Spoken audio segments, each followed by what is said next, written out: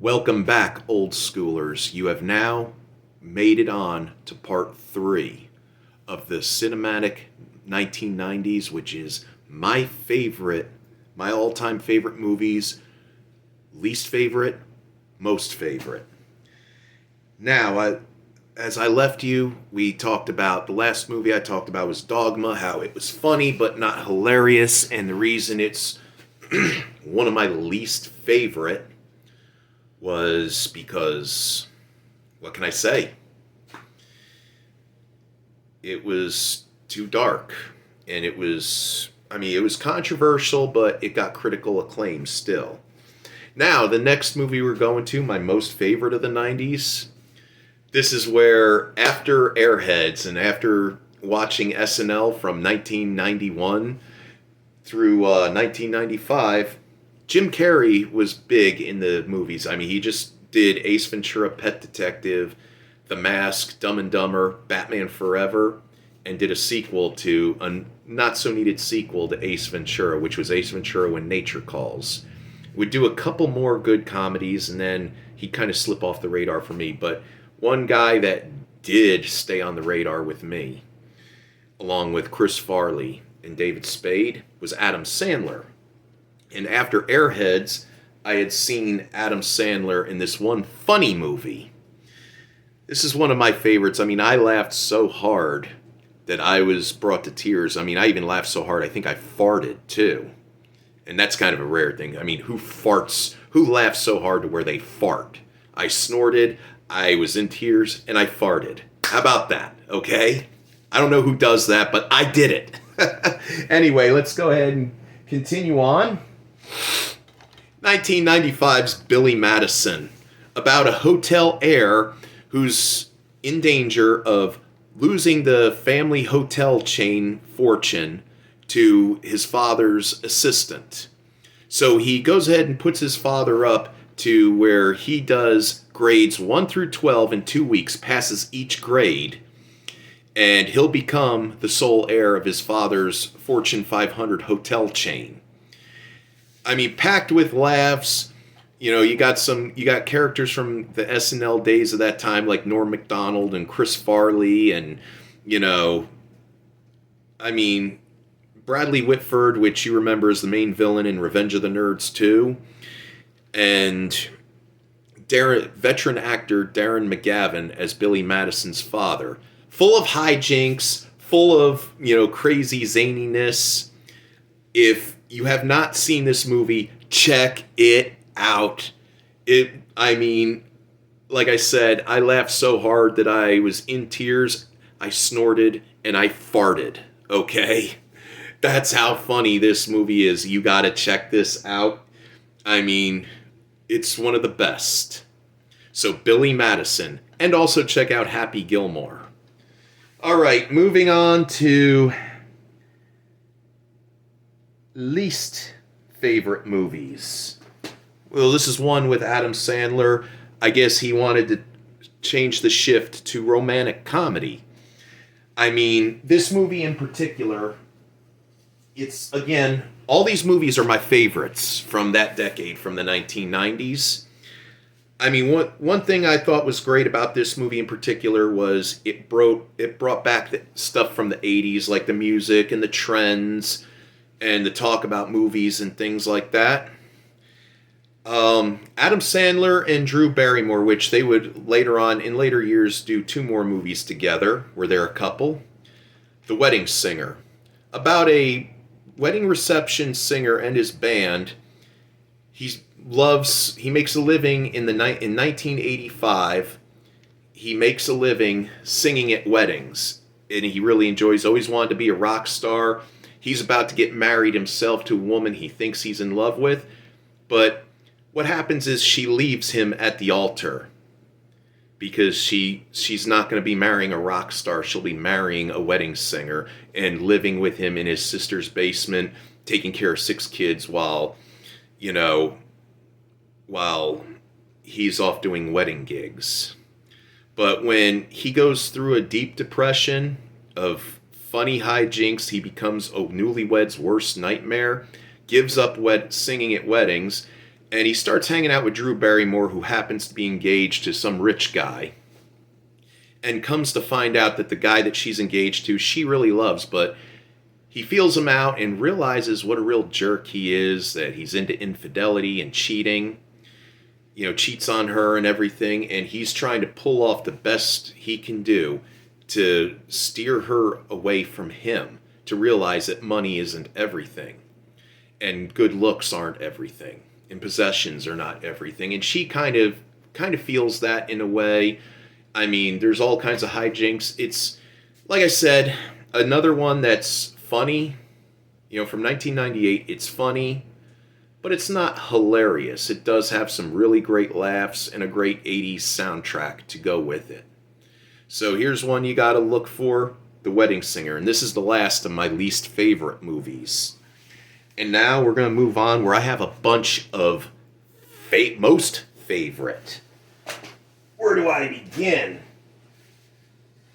And some of these, there's gonna be a couple you're gonna think, oh, how could you say that's a great movie? That movie was stupid.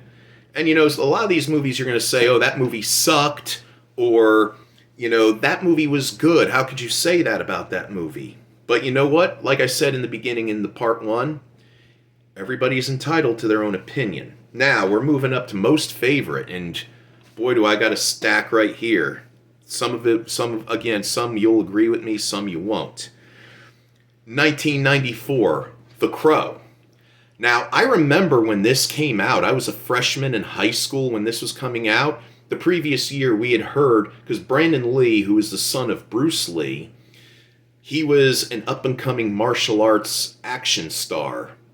He had just done Rapid Fire and Showdown in Little Tokyo.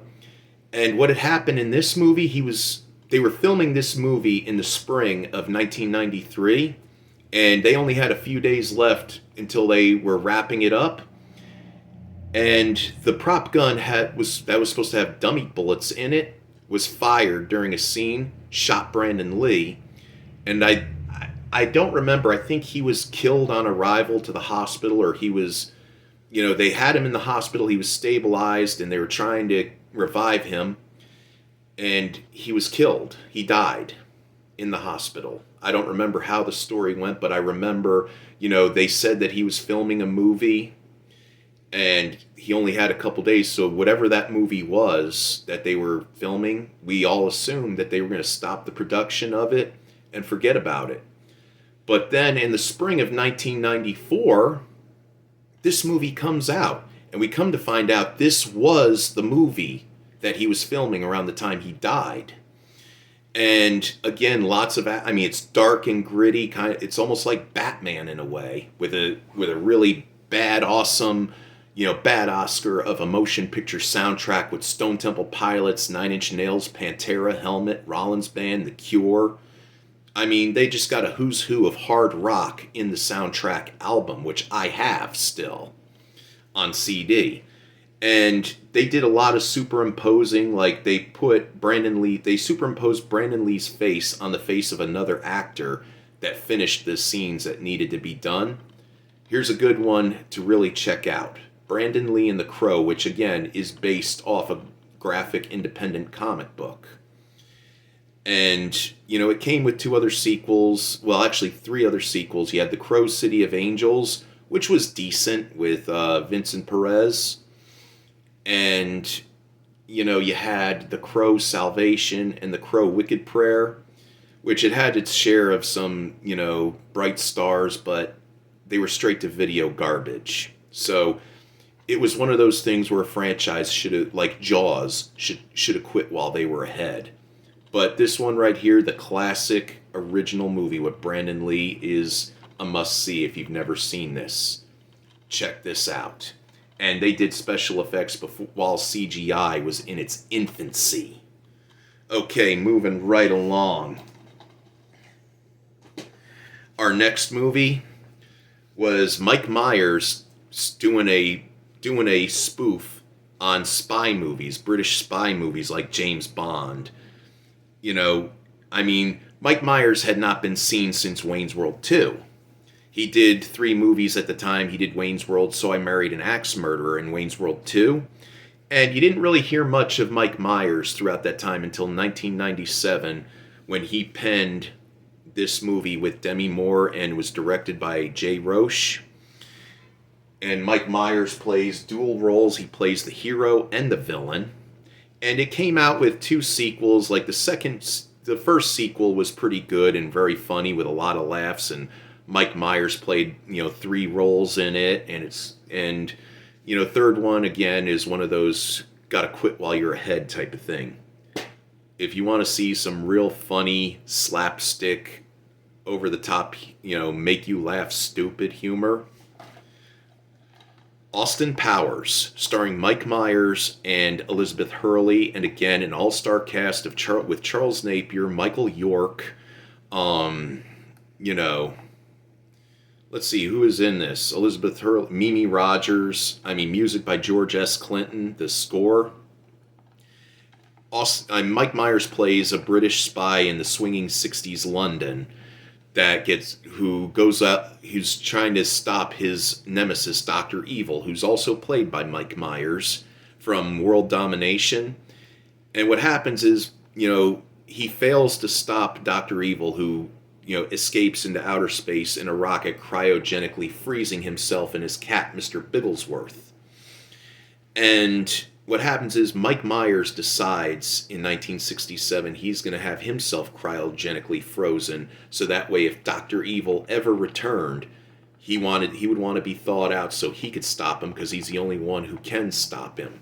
So what happens is both men are thawed from their cryogenic stasis, and Dr. Evil starts his same plan of world domination with, also, oh yeah, I remember, who else was in this movie? Will Ferrell is in it.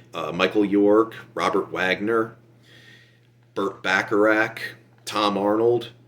This is a must see for all you British spy movie aficionados out there if you've never seen it. Austin Powers, International Man of Mystery, and also look for this first sequel, Austin Powers, The Spy Who Shagged Me.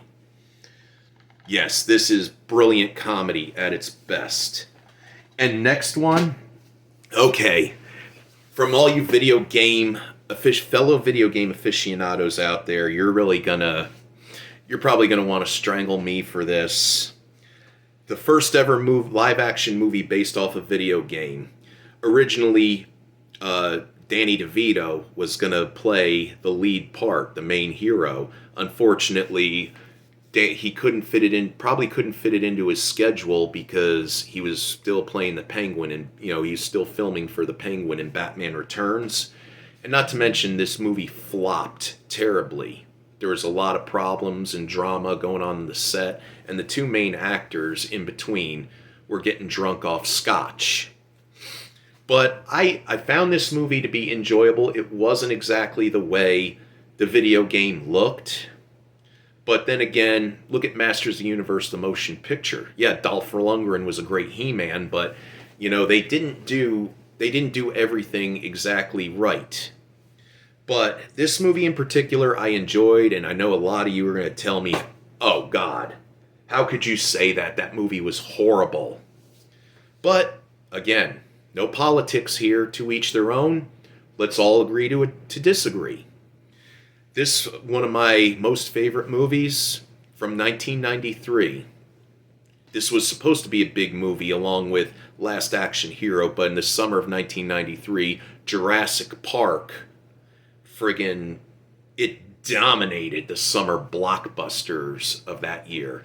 But from 1993, Super Mario Brothers, starring Bob Hoskins as Mario and John Leguizamo as Luigi. Again, this movie, don't go by what it says. It's a blast, says the Washington Post, or eye-popping special effects, it says 60-second preview. Sometimes I bet when they put the critics' praises on here, they do that. They pay those critics to say that so you could get people to go see your movie when they never really saw it. But I saw this at the theater, and I had a blast. I enjoyed it. it was real fun to see Bob Hoskins hadn't done a family movie since Who Framed Roger Rabbit in 1988, and he swore never to do another kids movie again until he saw his son playing Super Mario Brothers, and he decided that he was going to sign on to play Mario. And he had been interviewed, and the interviewee asked him, "Do you have any regrets?" He said, "Super Mario Brothers." "Is there anything you wish you didn't do?" He said, "Super Mario Brothers." "Is there anything about your life you could change?" He said, "Super Mario Brothers." While a lot of people hated this movie, I really enjoyed it. I mean, I remember the promotion that they did for it with 7-Eleven and Slurpee, and they came out with action figures of it. I mean, a lot of promotion went behind this movie, and it just flopped terribly. But, see it for yourself. I did. I enjoyed it. I mean, my parents were selling Amway at the time, and on weekends I'd stay at my grandmother's in Naples, Florida, and right around the corner from where her condo was a shopping center that had a movie theater, an arcade, a bookstore, a Subway, a Publix supermarket, and a Walgreens. And, I just ride my skateboard up and down that place, and I'd go to all those places. But check it out if you want to. Like I said, I enjoyed it. A lot of people didn't, but I did. Next one, now we're getting to movies based off old TV shows. Now, one of my favorite movies in the 80s I would find out later on, was based off an old TV show, which was Dragnet, starring Dan Aykroyd and Tom Hanks, which that's going to be for another video that I'm planning. But this one in particular, again, another big budget box office medium that had a lot of promotion. Nintendo even had video games ready for it before the movie came out. But, it helped catapult the career of a young actress that we all know, Christina Ricci. Christopher Lloyd went beyond his whole claim to fame as Doc Brown in Judge Doom. I mean, and it had a lot of slapstick humor. It had, always reminded me of the Haunted Mansion at Disney World. We're getting ready to be a little creepy, spooky, and altogether ooky. You all know what I'm talking about. Da-da-da-da.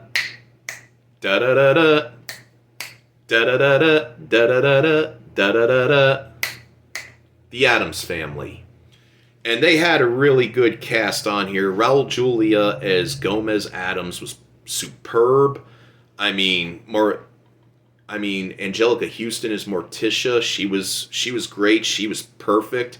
And Christopher Lloyd as Uncle Fester. Oh, he was awesome as Uncle Fester. I mean, Christopher Lloyd to me is very versatile. He could play anything.